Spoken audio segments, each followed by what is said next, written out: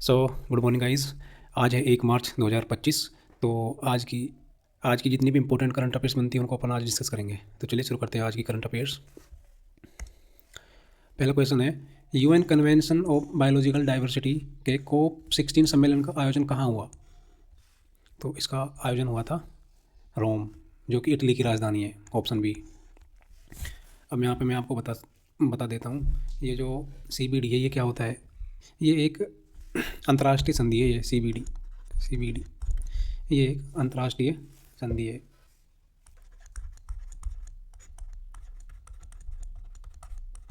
अंतर्राष्ट्रीय, जिसका उद्देश्य होता है जो जैव विविधता होता है उसको संरक्षण करना। जैव विविधता में क्या क्या आता है? जैव विविधता में किन चीज़ों का संरक्षण करते हैं? वो है प्राकृतिक वनस्पति, जीव जंतु और जो पूरा इकोसिस्टम होता है। अब अपन बात करते हैं ये जो CBD है इसकी शुरुआत कब हुई। इसके शुरुआत की बात करते हैं तो इसकी शुरुआत हुई थी 1992 में। एक अर्थ समिट हुआ था। ये कहाँ हुआ था? Rio de Janeiro. ये कहाँ पर है? ये ब्राज़ील में। पर ये जो ऑफिशियल रूप से इसको लागू किया गया था वो किया गया था 1993 में। अब अपन बात करते हैं ये जो COP लिखा होता है, COP16, ये क्या होता है? इसका मतलब होता है कॉन्फ्रेंस ऑफ पार्टीज़। और ये जो 16 लगा होता है ये होता है बैठक। कौन सी बैठक थी? तो ये जो बैठक थी ये 16वीं बैठक थी। 16वां सत्र था इसका, कॉन्फ्रेंस ऑफ पार्टीज़ का। इसमें कई देशों के सदस्य होते हैं जो न्यू पॉलिसीज़ और स्कीम बनाते हैं जैव विविधता संरक्षण के लिए। अब इस मीटिंग का मैं आपको एक इम्पोर्टेंट पॉइंट बता देता हूँ जो आपको एग्ज़ाम पॉइंट ऑफ व्यू से इम्पोर्टेंट है। वो है केली फंड। ये एक न्यू फंड है, ये लॉन्च किया गया था इस मीटिंग में। ये स्पेशल टाइप ऑफ फंड है और ये उन कंपनियों से लिया जाएगा जो अपने उद्योगों में, अपनी कंपनीज़ में जेनेटिक डाटा, जो आनुवंशिक डेटा होता है उनका यूज़ करते हैं।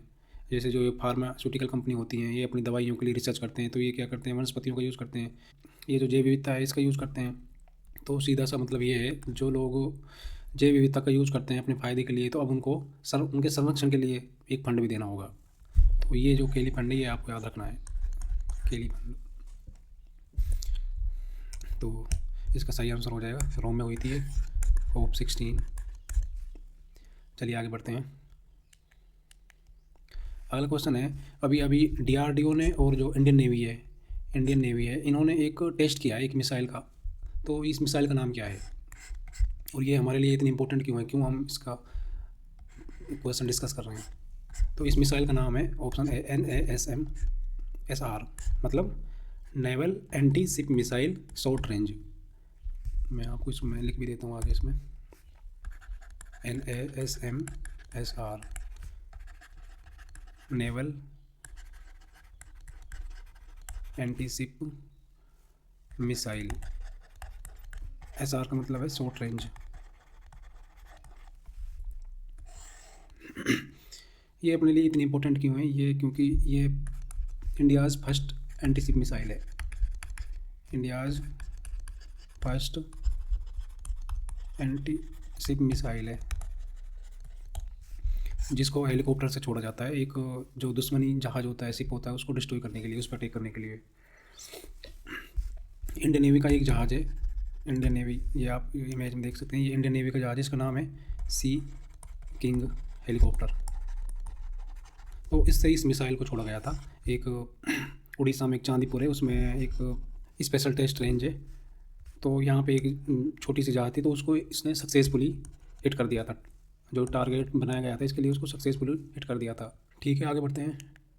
नेक्स्ट क्वेश्चन है, अभी कुछ इंस्टीट्यूट है जिन्होंने जो चंद्रमा है उसके साउथ पोल का एक मैप बनाया है, डिटेल मैप बनाया है, एक डिटेल जियोलॉजिकल मैप बनाया है मून का। साउथ पोल का क्यों? क्योंकि साउथ पोल पे जो चंद्रयान 3 था उसका लैंडर था, उसका नाम क्या था? विक्रम, उसने लैंड किया था। तो ये कौन कौन से इंस्टीट्यूट हैं जो इसका डिटेल जियोलॉजिकल मैप बना रहे हैं? तो ये हैं अहमदाबाद गुजरात का फिजिकल रिसर्च लेबोरेटरी PRL, ये कहाँ का है? अहमदाबाद गुजरात का। एक है चंडीगढ़ की पंजाब यूनिवर्सिटी, और तीसरा है Indian Space Research Organisation ISRO, जिसका हेडक्वार्टर बेंगलुरु में, कर्नाटक। इनके साथ एक और है, वैसे कर्नाटक के एक इलेक्ट्रो ऑप्टिक सिस्टम प्रयोगशाला है, तो उनके जो शोधकर्ता हैं वो भी इसमें शामिल हैं। LEOS, laboratory of electro optics system, ये कर्नाटक में, ये भी इनके जो शोधकर्ता हैं ये भी इसमें भाग ले रहे हैं इसको बनाने के लिए। जियोलॉजिकल मैप क्या होता है? जियोलॉजिकल मैप होता है ज़मीन के नीचे जो चट्टानें होती हैं, मिट्टी होती हैं, उनका उनका स्ट्रक्चर का पता करना कि ज़मीन के नीचे कौन सी रॉक्स है और कितनी नीचे, उनकी एज क्या है, ये सब अपन क्यों करते हैं, वैसे इनकी ज़रूरत क्या पड़ती है जियोलॉजिकल मैप बनाने के लिए।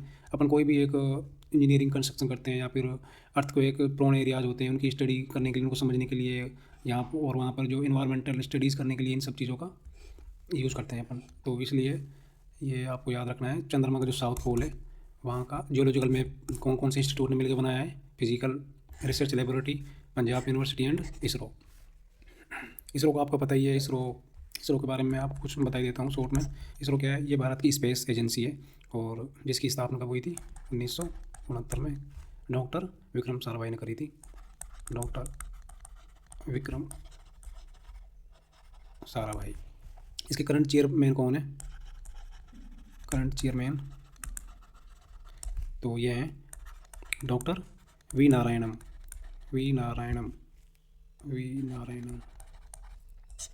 इन्होंने कब चार्ज लिया था? 14 जनवरी 2025 को। और रिप्लेस किसको किया था? तो रिप्लेस इन्होंने किया था एस सोमनाथ को।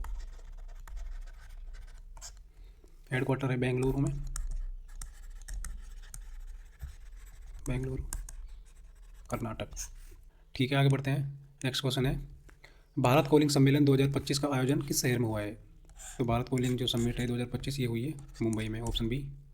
नेक्स्ट क्वेश्चन है, securities and exchange board of India SEBI के नए अध्यक्ष के रूप में किसे अपॉइंट किया गया है? तो इनका नाम है तुहिन कांत पांडे, ऑप्शन बी, तुहिन कांत पांडे। इन्होंने किनको रिप्लेस किया है? पहले थे माधवीपुरी बुच। ये क्या करता है? Security and exchange board of India SEBI, ये जो स्टॉक मार्केट होता है उसको रेगुलेट करता है। ये मतलब जो इन्वेस्टर होते हैं जो स्टॉक मार्केट में अपना पैसा लगाते हैं उनको प्रोटेक्ट करता है। किसी भी फ्रॉडेंट जो एक्टिविटीज़ होती हैं स्टॉक मार्केट में किसी तो उन सब चीज़ों को ये रेगुलेट करता है। ठीक है, तो आगे बढ़ते हैं। नेक्स्ट क्वेश्चन है, प्रसिद्ध लेखिका नमिता गोखले की 25वीं पुस्तक का नाम क्या है? तो इनका नाम है life on Mars collected stories, option है life on Mars and collected stories, ये आप यहाँ पे देख सकते हैं। नेक्स्ट क्वेश्चन है, चीन ने फरवरी 2025 में एक कम्युनिकेशन सैटेलाइट लॉन्च किया है, तो इसका नाम क्या है? तो इनका नाम है चाइना सेट 10R। अगर इनकी भाषा में बात करें तो ये है, इनकी भाषा में इसका नाम है जोंग सिंग 10R। ये आर क्या है? आर का मतलब रिप्लेस या रिप्लेस और रिवाइज, क्योंकि 2011 में इन्होंने चाइना सेट 10 को लॉन्च किया था। 2011 में इन्होंने चाइना सेट 10 को लॉन्च किया था, तो इसमें ही कुछ इन्होंने मॉडिफिकेशन करे हैं, तो इसका नाम रख दिया है 10R 2025 में। ठीक है, चलिए आगे बढ़ते हैं। नेक्स्ट क्वेश्चन है, सुनील भारती मित्तल जो कि भारती इंटरप्राइजेस एयरटेल, ये आप जो देख रहे हैं इनका एयरटेल इन्हीं की कंपनी है, भारती इंटरप्राइज को अभी एक अवार्ड मिला है। इसका नाम है Knight Commander of the Most Excellent Order of the British Empire. ये इतना बड़ा याद रखने की जरूरत नहीं है, वैसे आप ये याद रखो, ये यूके का होता है, वैसे यूनाइटेड किंगडम का अवार्ड है ये नाइट कमांडर, ये बस इतना याद रखो आप, नाइट कमांडर से सम्मानित किया है। ठीक है, बस तो ये हो जाएगा यूनाइटेड किंगडम। चलिए आगे बढ़ते हैं। मध्य प्रदेश का 8वां सार्वजनिक एयरपोर्ट, पब्लिक एयरपोर्ट कौन सा बना है? तो ये 8वां है, ये कौन सा है? दतिया। यहाँ पे आप देख रहे हैं Datia airport, option D. Next question है, अभी अभी राष्ट्रपति डोनाल्ड ट्रंप अमेरिका के, इन्होंने एक गोल्ड कार्ड वीज़ा लॉन्च किया है, तो ये कौन से जो इनका पहला वीज़ा था उसको रिप्लेस करेगा? तो इनका एक पहला वीज़ा था ये EB-5 वीज़ा। ये क्या है वैसे गोल्ड कार्ड वीज़ा? ये एक जो बाहर के जो अमीर लोग हैं ना उनको एक अट्रैक्ट करने के लिए ये लॉन्च किया है ट्रंप ने।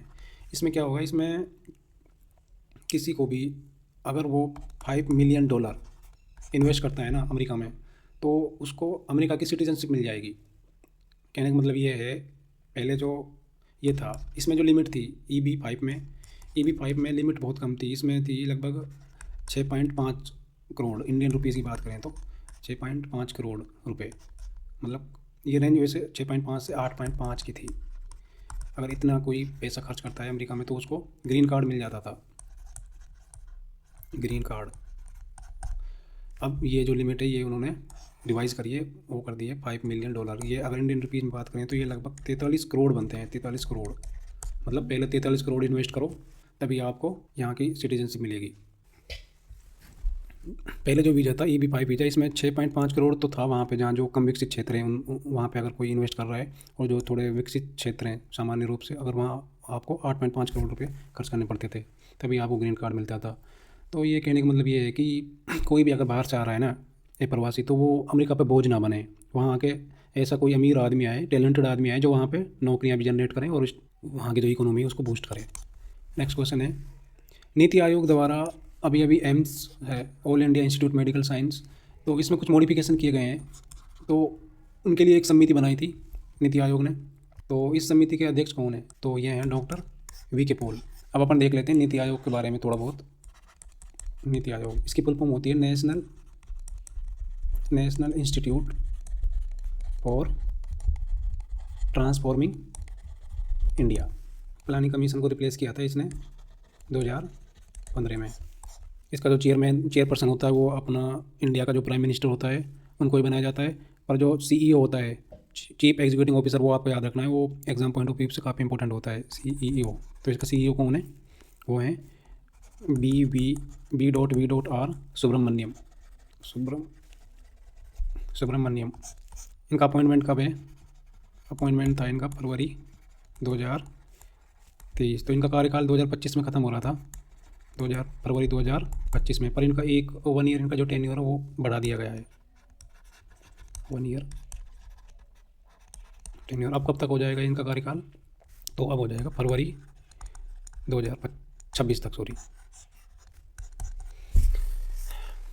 और नीति आयोग क्या करता है? वैसे पॉलिसी बनाता है, नीति बनाता है, तो इसलिए इसको इंडिया का थिंक टैंक भी बोलते हैं। Think tank, policy think tank. ठीक है, आगे बढ़ते हैं। अगला क्वेश्चन है, भारत का पहला बायो बैंक और पशु संग्रहालय कहाँ स्थापित किया गया है? तो बायो बैंक भारत का पहला, क्योंकि पहला है तो ये इसलिए इंपॉर्टेंट हो जाता है, ये बनाया गया है दार्जिलिंग कहाँ है? West of Bengal, option C. Next question है, DPIIT यानी department for promotion of industry and internal trade ने साइन किया है, MOU किया है किसके साथ? ये आपको बताना है। किसके लिए किया? नवाचार और विनिर्माण को बढ़ावा देने के लिए। देश में नवाचार और विनिर्माण को बढ़ावा देने के लिए किसके साथ समझौता किया है? तो ये किया इन्होंने पेटीएम के साथ, option C. Thank you so much. ये था आज का वीडियो, मिलते हैं कल की वीडियो में।